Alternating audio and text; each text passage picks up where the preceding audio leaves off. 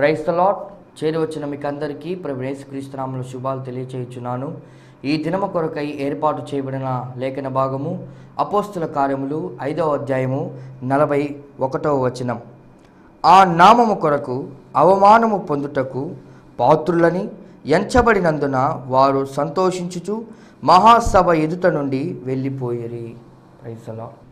దేవునికి స్తోత్రం. హల్లెలూయా, హల్లెలూయా, హల్లెలూయా. మన ప్రభువును ప్రియరక్షకుడైనటువంటి నజరేయుడైన యేసుక్రీస్తు నామములో శాంతి టీవీలో ప్రసారం అవుతున్నటువంటి ఆయన హెచ్చవలసి ఉన్నది హీ మస్ట్ ఇంక్రీజ్ అనేటువంటి అనుదిన ఆత్మీయ కార్యక్రమ వీక్షకులైన మీ అందరికీ, ఆత్మీయ బంధువులైన మీ అందరికీ నా హృదయపు లోతులో నుంచి ప్రత్యేకమైన వందనాలు తెలియజేస్తున్నాను. దేవుని స్తోత్రం. మీరందరూ క్షేమంగా ఉన్నారని భావిస్తున్నాను. క్షేమంగా ఉండడం అంటే ఆత్మీయంగా మంచి ఫామ్లో ఉండడం అని అర్థం. ఫామ్లో ఉండడం అంటే అది సాధారణంగా క్రికెట్లో వాడేటువంటి మాట. పలాని బ్యాట్స్మెన్ మంచి ఫామ్లో ఉన్నాడు, బాగా రన్స్ తీస్తున్నారు, పలాని బౌలర్ మంచి ఫామ్లో ఉన్నారు, బాగా వికెట్స్ తీస్తున్నారు అని వాళ్ళు ఉపయోగించే మాట. ఒక విశ్వాసి మంచి ఫామ్లో ఉండాలి, ఒక సేవకుడు మంచి ఫామ్లో ఉండాలి. ఎఫ్ఏఆర్ఎం కాదు, ఎఫ్ఓఆర్ఎం. ఫామ్లో ఉండడం కాదు, ఫామ్లో ఉండడం. కాబట్టి నా మాటల యొక్క ఉద్దేశం ఏంటంటే, ఫామ్లో ఉన్నాం, దేవుని పొలంలో ఉన్నాం. దేవుని పొలంలో సోమరిగా ఉండకుండా, ఆత్మీయ జీవితంలో సోమరిగా ఉండకుండా, ఆత్మ సంబంధమైన నాగలి మీద చేయి పెట్టి వెనుక తట్టు చూడకుండా, ముందు తట్టు చూడవలసిన వాడు వెనక తట్టు చూసే అవకాశం ఉండకూడదు. అలా చూడకుండా ముందు మాత్రమే, వెనకాల నుంచి వేరు శబ్దాలు వినిపించిన, డిస్ట్రాక్టింగ్ సౌండ్స్, వాయిసెస్ వినిపించినప్పటికీ కూడా తన దృష్టి అంతా ముందు ఉంచి ముందుకు సాగి వెళ్ళాలి మనం. దేవుని స్తోత్రం. మనం దేవుని పొలంలో ఉన్నాం. విశ్వాసైనా సేవకుడైనా దేవుని పొలంలో ఉన్నాడు. ఆదాము అవ్వలు పాస్టర్లు కాదు, వాళ్ళు దేవుని పొలంలో ఉన్నారు. ఏదేను అనేటువంటి పొలంలో ఉన్నారు. దాని గురించి ఒక గొప్ప దేవుడు, ఇట్స్ ఎ గ్రేట్ పార్క్. అది ఒక పెద్ద ఉద్యానవనం, పార్క్ లాంటిది. ఆ పార్కులో దేవుడు తన బిడ్డలు ఇద్దరిని ఉంచాడు. ఆ తోటని వాళ్ళు నింపాలి అని ఆయన అనుకున్నాడు. కానీ తోటను నింపలేదు, భూమిని నిండించేటువంటి బాధ్యత వారికి అప్పగించబడింది. ముందుగా చెప్పాడు, తోటను నింపండి అని కాదు, కానీ భూమిని నింపండి, భూమిని నిండించండి. అనగా తోటకు వెలుపల ఉన్న భూమిని, అనగా భవిష్యత్తును ముందుగా ఎరిగిన వాడై, ప్రభా ఏంటిది నువ్వు తోట అనకుండా భూమి అంటున్నావేంటి అని ఆదాము తోటకి భూమికి ఉన్నటువంటి పెద్ద డిఫరెన్సెస్ని రికగ్నైజ్ చేయలేదేమో అనిపించింది నాకు. లాంగ్వేజ్ కమ్యూనికేషన్ వాళ్ళిద్దరి మధ్యలో ఎలా ఉందో మరి మనకు తెలియదు. ఆదాము యొక్క అండర్స్టాండింగ్ ఏంటో మరి మనకు తెలియదు. వాటిలోకి మనం వెళ్ళలేదు. కాబట్టి మనకు దేవుని పొలంలో ఉన్నాం, ఆత్మీయ రంగంలో ఉన్నాం, ఆత్మీయ జీవితంలో ఉన్నాం. మనకు ఒక బాధ్యత ఉంది, బాధ్యతను నిర్వర్తించాలి. సేవకులతో కలిసి, దైవజనుడితో కలిసి, సంఘ కాపరితో కలిసి మీరు స్థానిక సంఘంలో బాధ్యత వహించాల్సిన వారై ఉన్నారనే సంగతిని గుర్తు చేస్తున్నాను. దేవుని స్తోత్రం. ఈ సమయంలో మనం నిన్నటి ఎపిసోడ్లో మనం ఆలోచించిన విషయాలు, ఇతరుల జోలికి, పరుల జోలికి పోవద్దు, అనవసరమైన విషయాల్లో జోక్యం చేసుకోవద్దు. ఈ మాట చెప్పినప్పుడు నేను మీకు ఒక స్టోరీ చెప్పాలనుకుంటున్నాను. మీలో చాలామందికి తెలిసినటువంటి స్టోరీ అయి ఉండొచ్చు. ఒక అడవిలో ఒక పులి మరియు గాడిద వాదనలు పెట్టుకున్నాయట. వాదన ఏంటి అంటే, గడ్డి ఎర్రగా ఉంటుందని గాడిద వాదిస్తుంది. నీకేం తెలుసు అని పులితో, గడ్డి పచ్చగా ఉంది అని పులి అంటుంటే గడ్డి ఎర్రగా ఉంది అని గాడిద అంటుంది. ఇలా వాళ్ళిద్దరి మధ్యలో వాదాలు ముదిరిపోయినాయి. ఇక ఇలా కాదు అని చెప్పేసి పరిష్కారం కోసం రాజు దగ్గరికి, మృగరాజు దగ్గరికి, అడవి రాజు దగ్గరికి వెళ్ళాలని తీర్మానం చేసుకుని సింహం గారి దగ్గరికి, రాజుగారి దగ్గరికి వెళ్ళాయి. అయ్యా, మా ఇద్దరి మధ్యలో ఒక వాగ్వివాదం ఉందండి, ఏంటి అని అడిగితే, గడ్డి ఎర్రగా ఉందని గాడిద అంటుంది, గడ్డి పచ్చగా ఉందని నేను అంటున్నాను. కాబట్టి మీరే దీని విషయంలో పరిష్కారం చేయాలి. ఎవరి వాదన సరిగా లేకపోతే వారికి శిక్ష విధించాలి అంటే అలాగే అని సింహం ఇచ్చినట్టు తీర్పు ఏంటంటే, పులికి, గడ్డి పచ్చగా ఉంది అన్నటువంటి పులికి శిక్ష విధించమని ఆజ్ఞ జారీ చేశాడు. గాడిద సంతోషంగా వెళ్ళిపోయింది. శిక్షను అనుభవించిన తర్వాత, నొప్పులు దెబ్బలు తిన్న తర్వాత పులి సింహం దగ్గరికి వెళ్ళి, అయ్యా ఇదేంటండి గడ్డి ఎక్కడైనా పచ్చగా ఉంటుంది కదా, గాడిద ఏదో ఎర్రగా ఉందని చెప్పేసరికి మీరు ఏమాత్రం ఆలోచించకుండా మనం ఒకటే కదా, మీరు క్రూరముఖమే నేను క్రూరముఖమే, కానీ ఆ గాడిదతో మనకు సంబంధం ఏంటి, కానీ గాడిదకు అనుకూలంగా మీరు తీర్పు చెప్పారే, ఇది ఎంతవరకు సమంజసం అని పూలు అడిగిందట. అడిగితే గడ్డి పచ్చగా ఉంది, నువ్వు చెప్పింది 100% కరెక్ట్, కానీ నీ స్థాయి నుంచి నువ్వు దిగి తగ్గి తక్కువ స్థాయి గాడిదతో నువ్వు వాగ్వివాదం దిగావు, అది నువ్వు చేసిన తెలివి తక్కువ పని. నువ్వు గడ్డి పచ్చగా ఉంది అని చెప్పిన దానికి కాదు, లేకపోతే గడ్డి ఎర్రగా ఉంది వాదనలోకి దిగినందుకు కాదు, సరైన జోడితో సమ ఉజ్జీతో నువ్వు వాదనలోకి దిగలేదు, తెలివి తక్కువ గాడిదతో వాదానికి దిగావు, అందుకని నేను నీకు శిక్ష విధించానని చెప్పాడట. చూడండి, మన జీవితాల్లో కూడా మనం కూడా ఎవరంటే వాళ్ళతో ఏదంటే ఆ విషయాలు వాదిస్తూ మన సొంత జ్ఞానాన్ని ప్రదర్శించాలని ప్రయత్నం చేస్తుంటాం. కాబట్టి గడ్డి పచ్చగా ఉందా ఎర్రగా ఉందా అనే వాదన కాదు, కానీ నువ్వు నీ స్థాయి కాని వ్యక్తితో, నీకన్నా తక్కువ స్థాయి వ్యక్తితో, తెలివి తక్కువ గాడిదతో నువ్వు వాదానికి దిగావు, అందుకనే శిక్ష అని చెప్పాడంట. మనం కూడా అనవసర వాదాలకు దిగితే యూదా గోత్రపు సింహమైనటువంటి రాజులకు రాజైన ప్రభు మనకు శిక్షను విధిస్తాడు. కానీ దేవుని బిడ్డల అనవసరమైన విషయాల్లోకి వెళ్ళకూడదు అనే సంగతిని మీకు గుర్తు చేస్తున్నాను.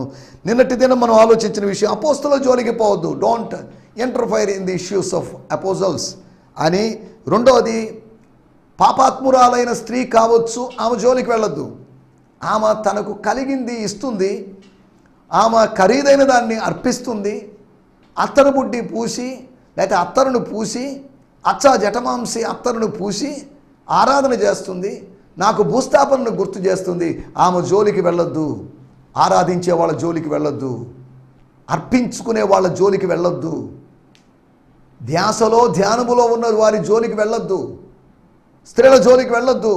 మూడో విషయాన్ని మనం ఆలోచించాం, ఆవేదనలో ఉన్న వారి జోలికి వెళ్ళొద్దు.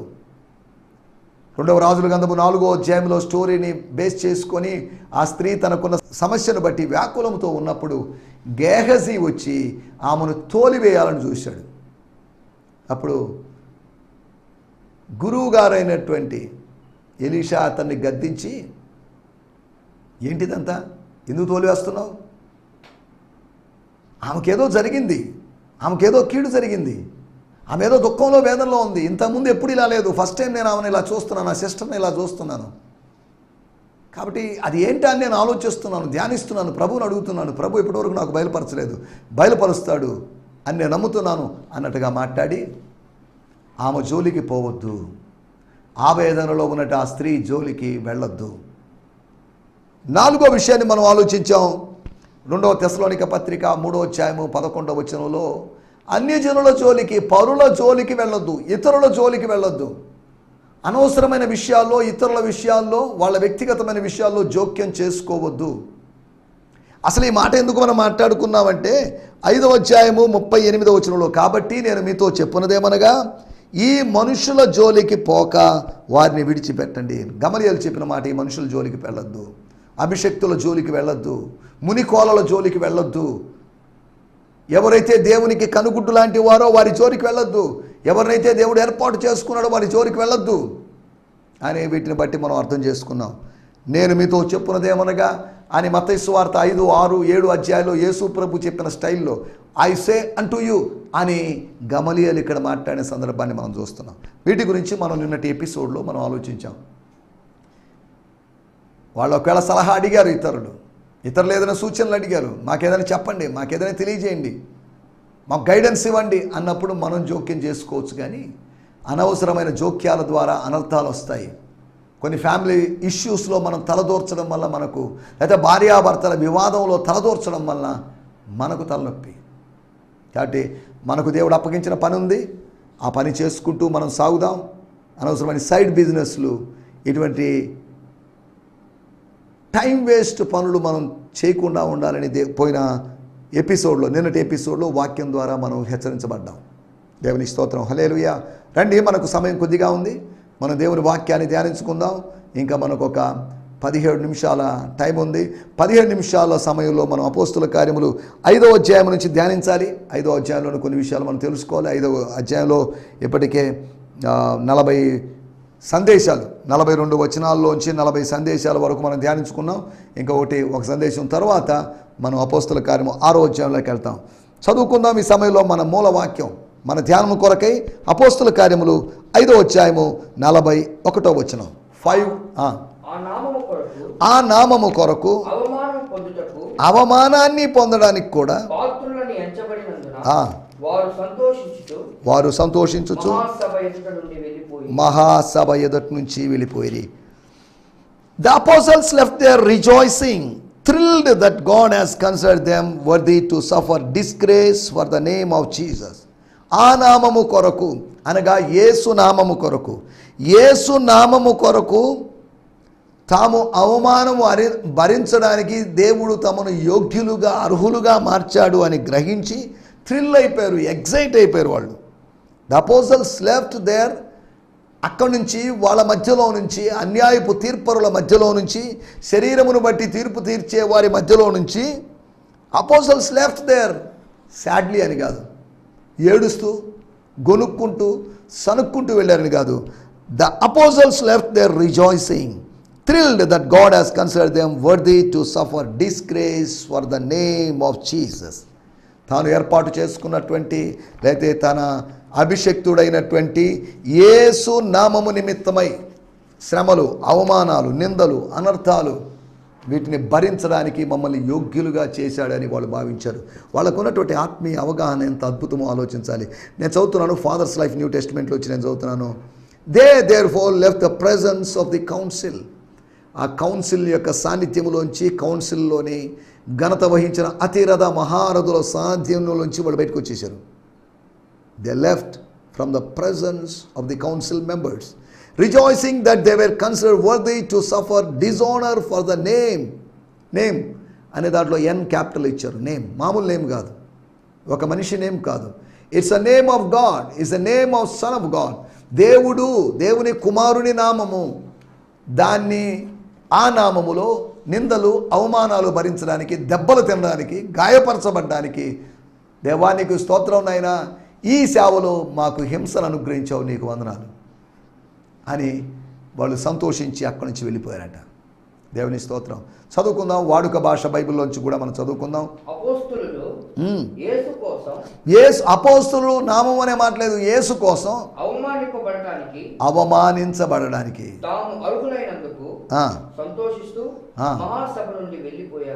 దేవుని స్తోత్రం. మహాసభ అంటే సన్హద్రిన్ సభ, సుప్రీం కోర్టు, సుప్రీం కౌన్సిల్లో నుంచి వాళ్ళు వెళ్ళిపోయారు. గమనించాల్సినటువంటి విషయం, ఆ నామము కొరకు అవమానం పొందడానికి. గ్రేస్ పొందిన వాళ్ళు డిస్గ్రేస్ని ఫేస్ చేయడానికి సిద్ధంగా ఉన్నారు. నీకు గ్రేస్ ఉంటే డిస్గ్రేస్ని ఫేస్ చేస్తావు. నీకు అపాయింట్మెంట్ ఉంటే డిసప్పాయింట్మెంట్ని ఫేస్ చేస్తావు. మరలా చెప్తున్నాను, నీవు ఒకవేళ గ్రేస్ పొందితే, కృపను పొందితే, నీవు కృంగుబాటును ఎదుర్కోవడానికి సిద్ధంగా ఉంటావు, అనగా అవమానాన్ని ఎదుర్కోవడానికి సిద్ధంగా ఉంటావు. If you got appointment with the lord, then you can easily handle disappointment from the people. దైవికమైనటువంటి అపాయింట్మెంట్, డివైన్ అపాయింట్మెంట్ ఉన్న చోట నువ్వు డిసప్పాయింట్మెంట్ని లెక్క చేయవు.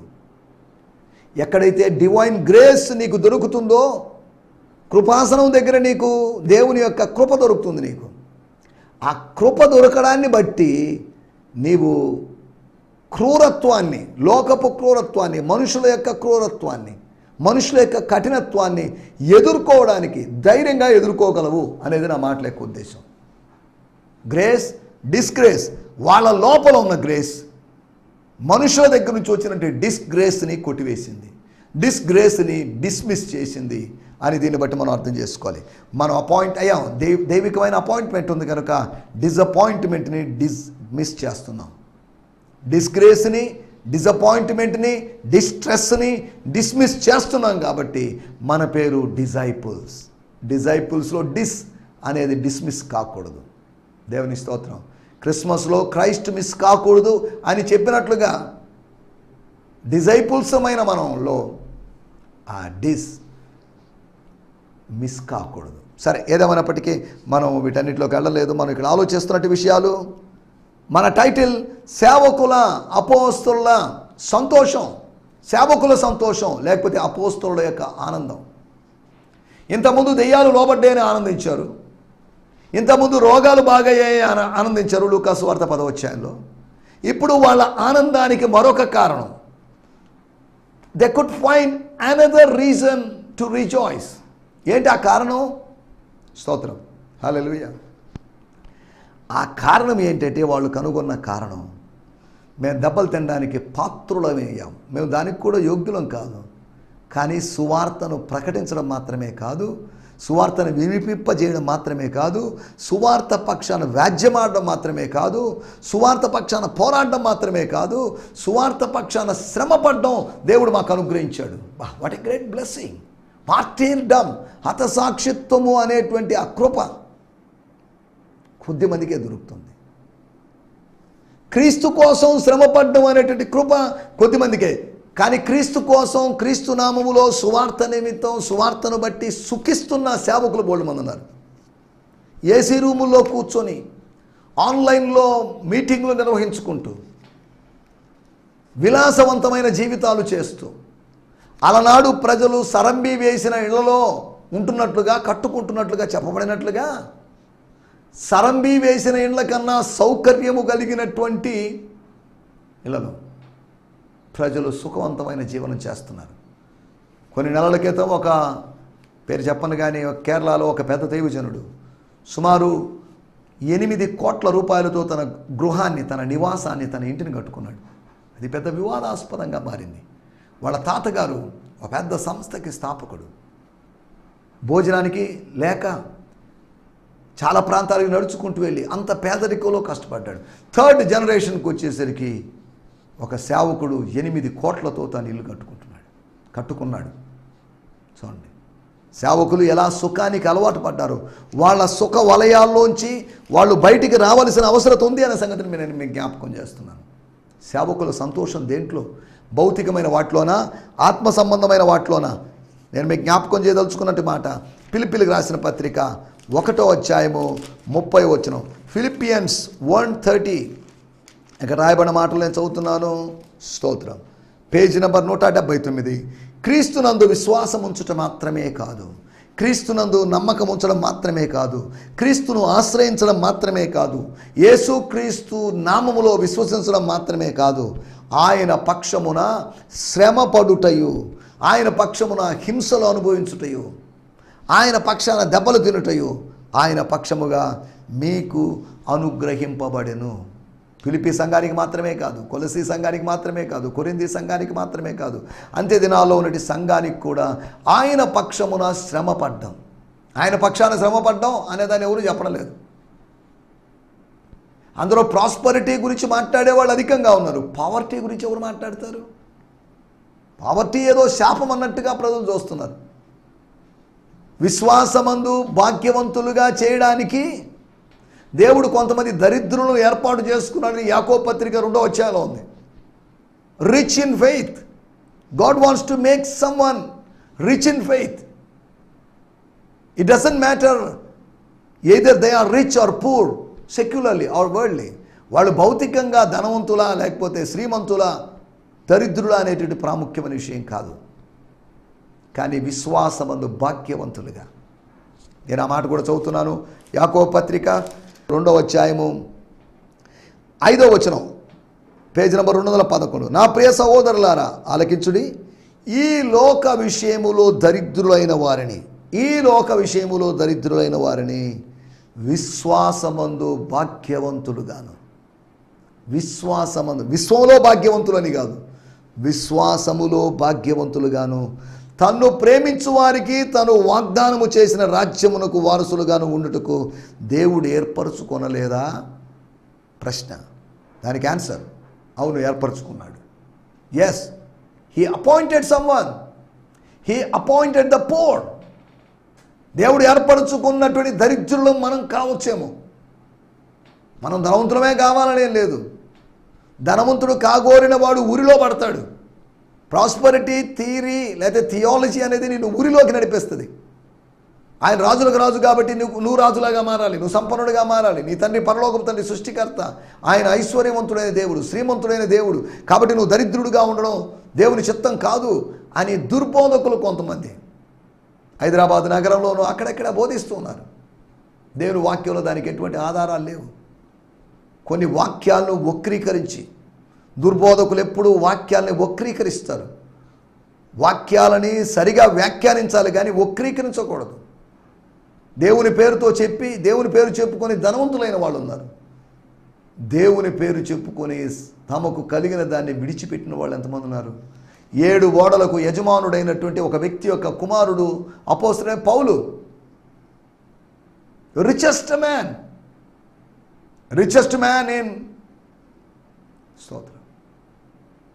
ఆ పౌలు గారు థార్సస్ అనేటువంటి ఆ ప్రదేశంలో ఒక పెద్ద యూనివర్సిటీ ఉండేదట. అక్కడ ఆ ప్రదేశానికి సంబంధించిన వాడు అయినప్పటికీ తాను దరిద్రుడుగా, 2 తిమోతి పత్రిక 4వ అధ్యాయంలో కప్పుకోవడానికి దుప్పట్లేదు. తిమోతి, నువ్వు వచ్చేటప్పుడు కొద్దిగా దుప్పటితే ఈ చలికి తట్టుకోలేకున్నాను అని వృద్ధుడైనటువంటి పౌలు మాట్లాడిన సందర్భాలు మనం చూస్తున్నాం. ఎందుకు చెప్తానంటే, క్రీస్తులోకి వచ్చిన తర్వాత ధనవంతులు కాలేదు, క్రీస్తులోకి వచ్చిన తర్వాత అతను దరిద్రుడు మారాడు. కాగా అన్న వస్త్రములు కలిగిన వారై సంతృప్తి కలిగి ఉందాం. మేడలు మితిలు లేవని, అపార్ట్మెంట్లు లేవని, బైకులు లేవని, కారు లేవని కంగారు పడాల్సిన అవసరం లేదు. నాకు కారు లేదు, అయినప్పటికీ సంతోషమే. ఒకప్పుడు కాలి నడకనే వెళ్ళేవాడిని, దేవుడు బైక్ ఇచ్చాడు, చాలు, దట్స్ ఎనఫ్. అలా ప్రభుత్వం అయితే కారు అనుగ్రహించబడుతుంది, లేకపోతే లేదు. నేను కారు కొనాలనుకుంటాను, నా కోసం ప్రార్థన చేయండి, ఫలాని కారే కొనాలి అనేటువంటి దుర్బోధలు మనకు అవసరం లేదు. మనకేం అవసరమో ప్రభువుకు తెలుసు. ఆయన తన సమయంలో రైట్ టైంలో ఇస్తాడు. మొదట ఆయన రాజ్యాన్ని వెతికేటువంటి పనిలో, ఆయన నీతిని వెతికేటువంటి పనిలో ఉండాలి కానీ వస్తు వాహన సౌకర్యాన్ని వెతికే పనిలో దేవుని సేవకుడు ఉండకూడదు. సరే, సేవకుల సంతోషాన్ని గురించి మనం మాట్లాడుకుందాం. సేవకులకు ఎందుకు సంతోషం కలిగింది, వాళ్ళు ఎందుకు సంతోషిస్తూ వెళ్ళారు? 4 పాసిబుల్ రీజన్స్, సాధ్యమైనటువంటి రీజన్స్ 4 లేదా ప్రాబబిలిటీస్ మీకు జ్ఞాపకం చేస్తాను. 5వ అధ్యాయము 19వ వచనంలో మనం గమనిస్తే, అయితే ప్రభు దూత ఆ చెరసాల తలుపులు ఓపెన్ చేసేసి చాలే అండి, వారిని వెలుపలకి తీసుకుని వచ్చాడు. తమను విడిపించిన వాడు యూదా ప్రధాన యాజకులు కాదు, తమను విడిపించింది రోమా ప్రభుత్వపు అధికారి కాదు, తమను విడిపించింది స్వర్గము నుంచి పంపబడిన దేవుని దూత, ప్రభు దూత. ఒకటి, ప్రభు దూత యొక్క ఆయన కలిగించినటువంటి ప్రభు దూత వలన కలిగిన విడుదలను బట్టి సంతోషించాడు. పోనీలండి, ఇప్పుడు కొడితే కొట్టారు, మళ్ళీ ఇంకోసారి జైల్లో ఇచ్చిన మమ్మల్ని విడిపించడానికి దేవుడు తన దూతను పంపుతాడు అనే నమ్మకం వాళ్ళలో ఉంది. మేము ఊహించని సమయంలో ఊహించని వ్యక్తిని పంపిన దేవుడు మమ్మల్ని ఖచ్చితంగా ఎప్పుడు జైల్లో ఉన్నా మమ్మల్ని విడిపించగలడు అనేటువంటి ధైర్యము, ప్రభు మీద నమ్మకం వాళ్ళకి ఏర్పడింది. దేవుని స్తోత్రం. 2వ విషయము, అపోస్తల కార్యములు 5వ అధ్యాయము 34వ వచనం. సమస్త ప్రజల వలన ఘనత నొందిన వాడును ధర్మశాస్త్రోపదేశకుడనైన గమలీయేలును ఒక పరిసయ్యుడు మహాసభలో లేచి, వృద్ధుడైనటువంటి ఆ వ్యక్తి మిగతా 69 మంది కూర్చొని ఉండగా ఇతను లేచాడు. 70 అనగానే నాకు గుర్తొచ్చేటువంటి విషయం, సంఖ్యాకాండం 11వ అధ్యాయంలో 70 మంది మీదకి దేవుని ఆత్మ వచ్చి ఎల్దాదు మేదాదు అనేవాళ్ళు ప్రవచిస్తూనే ఉన్నారు, నాన్ స్టాప్గా ప్రవచిస్తూనే ఉన్నారు. ఇజ్రాయెల్ యొక్క భవిష్యత్తును గురించో ఇంకా ఇతర విషయాల గురించో వాటి గురించో ప్రవచిస్తున్నారు. కానీ అలాగే ఈ 70 మంది సభలో, వీళ్ళందరి మీదకి దేవుని ఆత్మ వచ్చిందని కాదు, 70 మంది సభలో ఆ రోజు 2 కంటిన్యూ అవుతుంటే ఈరోజు ఒక్క మనిషిని దేవుడు లేపాడు. శత్రు శిబిరములో దేవుడు మన పక్షాన వాదించడానికి, మన పక్షాన వ్యాజ్యమాడడానికి, మన గురించి చెప్పడానికి, మనల్ని సమర్థించడానికి, మన గురించి సాక్ష్యం చెప్పడానికి దేవుడు ఒక వ్యక్తిని లేపుతాడు అనే విషయాన్ని మనం జ్ఞాపకం చేసుకోవాలి. 2వ విషయాన్ని నేను మీకు దేవుని ద్వారా లేపబడ్డాన్ని బట్టి, a man raised from the enemies, among the enemies, to speak on behalf of us, మన పక్షాన మాట్లాడేటువంటి ఒక వ్యక్తిని దేవుడు లేపుతాడు. దేవుని స్తోత్రం, హల్లెలూయా. దాన్ని బట్టి దేవుని దూత వలన కలిగినటువంటి deliverance through angel, and God raised a man called Gamaliel. That's why these people are rejoicing. మూడో విషయాన్ని అపోస్తుల కార్యములు 5వ అధ్యాయము 40వ వచనం. వారు అతని మాటకు సమ్మతించి అపోస్తులను పిలిపించి కొట్టించి యేసు నామమును బట్టి బోధింపకూడదని ఆజ్ఞాపించి వారిని విడుదల చేసిరి. వారి యొక్క సెకండ్ డెలివరెన్స్. మొదటి విడుదల దేవదూత ద్వారా జరిగింది. రెండో విడుదల చంపాలి అనుకున్నటువంటి ప్రజలు, అత్యాగ్రహము తెచ్చుకున్న ప్రజలు, వారి కోపం రగులుకుంది. అటువంటి ప్రజలు వాళ్ళ చేతిలో నుంచి విడిపించాడు దేవుడు. 70 మంది చేతిలో నుంచి దేవుడు 12 మందిని విడిపించాడు. దేవుని స్తోత్రం, హల్లెలూయా. అనగా వాళ్ళకన్నా ఇంచుమించు 6 రెట్లు అధికంగా ఉన్న ప్రజల చేతిలో నుంచి దేవుడు వారిని విడిపించాడు. దేవుడు, మన శత్రువులు ఎంతమంది ఉన్నా కానీ దేవుడు వారి చేతిలోంచి మనల్ని విడిపిస్తాడు.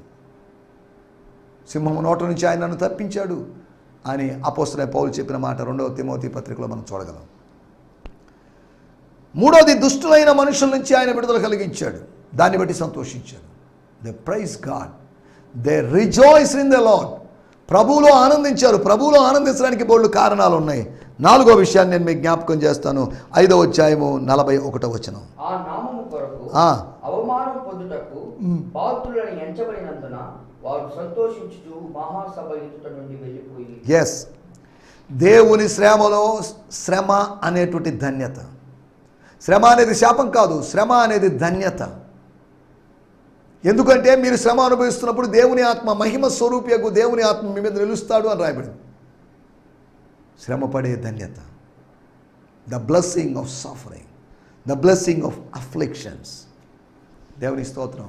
వారి యొక్క సంతోషం ఏంటి? ఏమయ్యా ఇంత తన్నినా, ఇంత కొట్టినా, ఇంత గాయపరిచినా సంతోషంగా వెళుతున్నారంటే యేసు నామములో, యెషువా మెస్సియా నామములో శ్రమను అనుభవించేటువంటి ధన్యత మాకు ఇచ్చాడు, అవకాశాన్ని మాకు ఇచ్చాడు. అందును బట్టి ఆనందిస్తున్నాడని చెప్పారు. ఒకటి, దేవుని దూత ద్వారా విడుదలను బట్టి.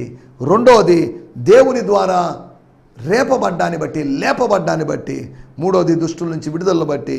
నాలుగవది, దేవుని సేవలో శ్రమానుభవాన్ని బట్టి వాళ్ళు దేవుని స్తుతిస్తూ ముందుకు సాగారు, సంతోషించారు. దేవుని స్తోత్రం, హల్లెలూయా. ఇలాగా సంతోషిస్తూ ముందుకు సాగడానికి ప్రభు మనందరికీ సహాయం చేయనుగాక. ఆమేన్, హల్లెలూయా, హల్లెలూయా. ఈ సందేశము మీకు ఆశీర్వాదకరంగా ఉందని నమ్ముచున్నాము.